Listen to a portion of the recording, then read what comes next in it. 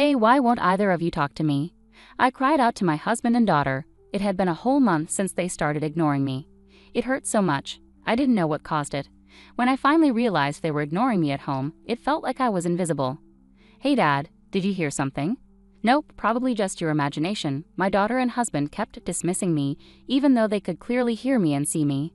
They acted like I wasn't there at all. I couldn't bear it any longer, so I decided to leave home.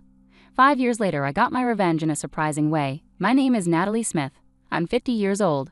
I used to be a regular stay-at-home mom with my husband Jackson and our daughter Ruby. Jackson and I met at work 23 years ago, both in it, earning a good living. We were comfortable and didn't have to worry about money. When I turned 30, we welcomed our healthy daughter Ruby into the world, and she grew up without any serious health problems. I became a stay-at-home mom when Ruby was born.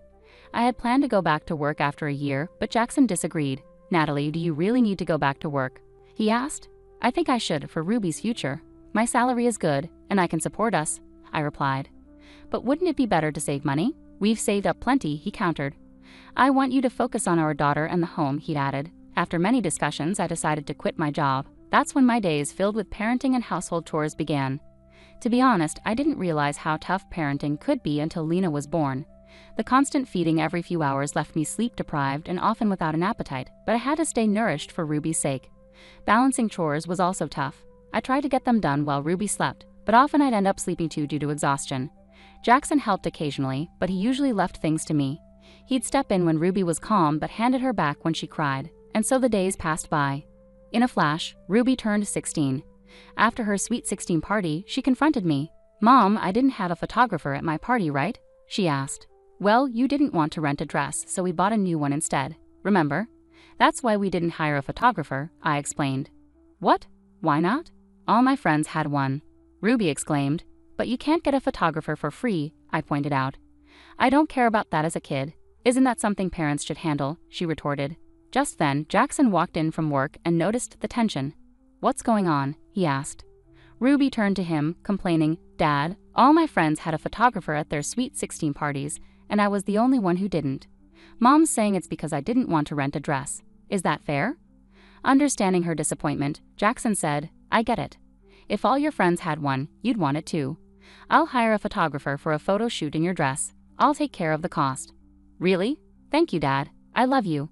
Ruby exclaimed happily, then turned to me with disdain and walked out of the living room. I couldn't hold back from confronting Jackson, who seemed too eager to indulge Ruby. Wait a minute. Why are you making decisions like that without discussing it with me? I asked him.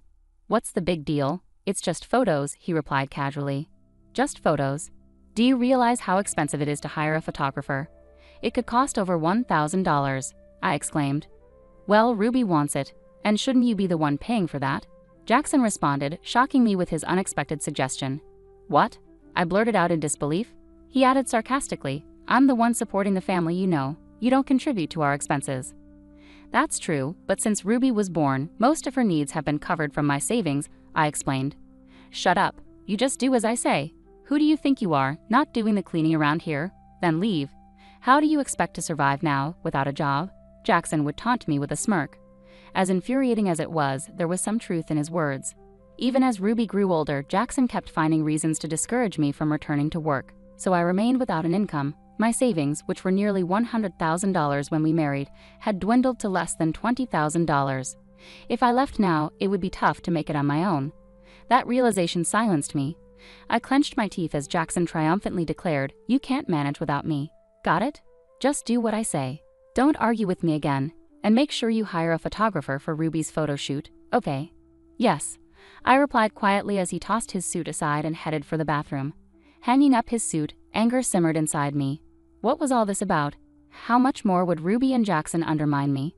I never intended to be a stay-at-home mom forever. After careful consideration, I resolved to start working from home, just in case. Jackson's dismissive response was, do whatever you want. So I started a job that fit within our tax bracket. The photo shoot for Ruby ended up costing $1,500. She insisted on getting the largest printed picture and having all the photo data, which made it expensive. Looking at the printed picture, Ruby exclaimed, Oh, I look terrible in this. I look way better than that. Don't say that. The photographer worked hard to take this shot for you. Maybe it was the studio's fault in the first place. You chose that place, Mom. It was the only one available when you were free. Stop making excuses. I don't think I'll ever look at this picture again, so just put it away somewhere. What do you mean? I muttered, feeling my voice tremble with anger and sadness. But as a mother, I knew I shouldn't get emotional right then. I took a deep breath to calm myself, holding back tears as I went to the kitchen. Little did I know, worse was yet to come. The next day, I made breakfast as usual, but Jackson and Ruby never came downstairs. Just as I was about to check on them, I heard them chatting as they came down the stairs. Hey Dad, where are we going for breakfast? How about that cafe near the station? I heard they have great breakfasts. I want to go there. All right, let's go then, Jackson replied as they both put on their shoes and headed for the front door. Confused and frustrated, I blurted out, wait a second. Breakfast is ready. Ruby, can't you hear me? Let's eat. But they didn't respond. The door closed with a slam, and their cheerful voices faded away. I couldn't understand what was going on. It wasn't just this once. They ignored me every time I called out to them. Why would they both do this to me? Did they really not hear me, or was something else going on? Later that evening, they returned home together, having had dinner out without me and ignoring the meal I had prepared. Each went straight to their rooms. This pattern repeated day after day, and it broke my heart. A month passed with no change in their behavior. Then one day I found completed divorce papers in the living room. What does this mean? I asked Jackson, but as usual, he and Ruby ignored me, happily eating pizza and watching a movie together. That's when it hit me. All the emotions I'd been holding back boiled over. In a desperate panic, tears streaming down my face, I finally spoke up. Hey, why won't either of you answer me? I pleaded, but there was no response. They just kept laughing and watching the movie, completely ignoring me. I didn't understand what had triggered this. By the time I realized it, my husband and daughter were ignoring me in our own home. You're supposed to be my family, but here it's like I'm invisible, I cried out. Hey Dad, did you hear something? Nah, probably your imagination. They dismissed me, even though they could clearly hear me and see me. They acted as if I didn't exist. I couldn't bear it any longer. Clutching the divorce papers, I packed only the essentials into my carry-on and left the house without saying a word. I took a train to my parents' home, about an hour away. Thankfully, my parents are still alive and enjoying their retirement. They were surprised to see me arrive with luggage, but they welcomed me with open arms once I explained everything. I can see you've been through a lot, Natalie. We're sorry we didn't notice sooner. You can stay here as long as you need to get back on your feet, my parents said kindly. Their words brought tears to my eyes that day. It was the first time in decades that I had cried so openly. The following day, I filed for divorce and reverted to my maiden name, changing from Smith to Adams. Despite feeling some loneliness, I managed to steady my emotions and started looking for a job. It was daunting. After leaving work at 30 and having a 20-year gap in my employment history, I wondered if there was still a place for me in the workforce at 50. Wow, that's quite a twist. Here's a rewrite. I was grateful to be hired on the spot by the first company I applied to. They valued my previous experience with a well-known company, and soon I was handling important responsibilities. Over the next 5 years, I mastered my job and began training new hires. I formed a special bond with Harris, a colleague around my daughter Ruby's age. It felt like having a son, and I enjoyed chatting with him. His mother, around my age, became a good friend, and we talked about everything from work to personal matters. Harris, now in his 3rd year of the company, handed me an envelope one day. "What's this?" I asked curiously. He grinned shyly and said, "I'm getting married, and I really want you to come to my wedding." "Congratulations. I'd love to be there." "Thank you," I replied warmly. When I got home and opened the invitation, I was stunned. The bride was none other than my daughter, Ruby Smith. "You're kidding, right? Is this some kind of coincidence?" I exclaimed aloud. Just then, my phone rang. It was Jackson. "Hello? It's been a while. How are you holding up?" he asked casually. "What do you want?" "Don't be like that," I replied tersely. "Ruby's getting married. You should come to the wedding," Jackson said abruptly. "What are you talking about? We're divorced. I can't just show up and pretend everything's fine," I retorted. "Just come, okay? I'll send the invitation to your parents' house," he said, ending the call before I could respond. I had no intention of attending Ruby's wedding as her mother. However, I had already promised Harris that I would be there. It would be rude to decline now. With that in mind, I reluctantly decided to go. On the day of the wedding, 2 months later, I attended as a guest on the groom's side, since Harris worked for me. The ceremony itself was intimate, with only close family present. Guests were to join for the reception. I noticed an empty seat in the family section. Apparently, Jackson hadn't seen me yet. As the introductory movie for the bride and groom concluded, they began greeting each table. Harris approached our table with a warm greeting. "Thank you so much for coming today," he said happily. Beside him, Ruby's expression turned pale with shock. Jackson, noticing this, rushed over in disbelief. "What's going on? Why are you sitting here?" he demanded, breathless. All eyes in the room turned toward us. Harris, observing the tense moment, asked with curiosity, "Excuse me, do you know Ms. Adams?" Jackson replied hastily, "She's Ruby's mother." "What? But I was told Ruby's mother abandoned the family and left," Harris exclaimed in confusion. "That's not true," I interjected firmly. It became clear that Jackson and Ruby had fabricated a story painting me as the villain. They stood there, guilt written on their faces. I decided to set the record straight. "Harris, I apologize for not telling you the truth earlier. I am Ruby's mother, Natalie Adams."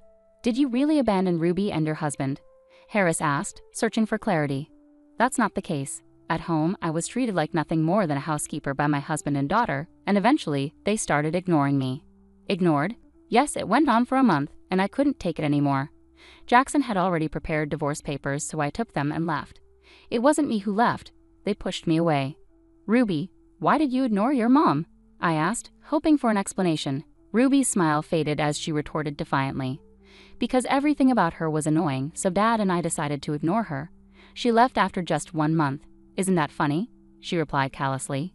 "Ruby, are you serious? It's fine. It won't bother you. Just think of me as not having a mother," Ruby said with a smile, trying to brush off the situation.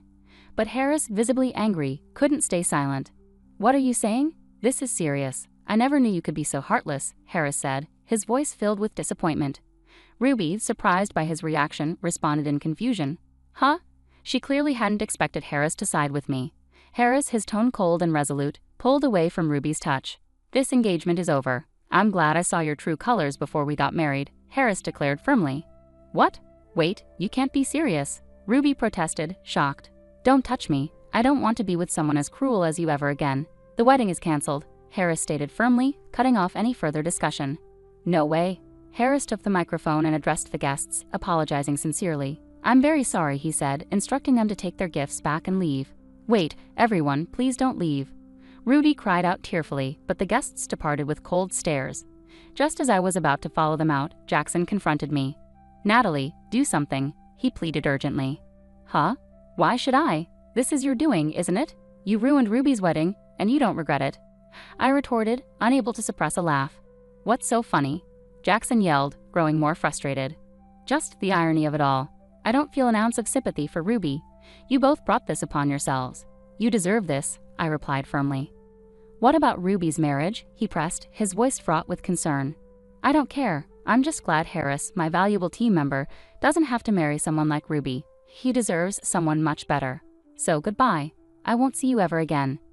With those words, I walked away from the venue without looking back. A sense of relief washed over me, knowing I had made the right decision.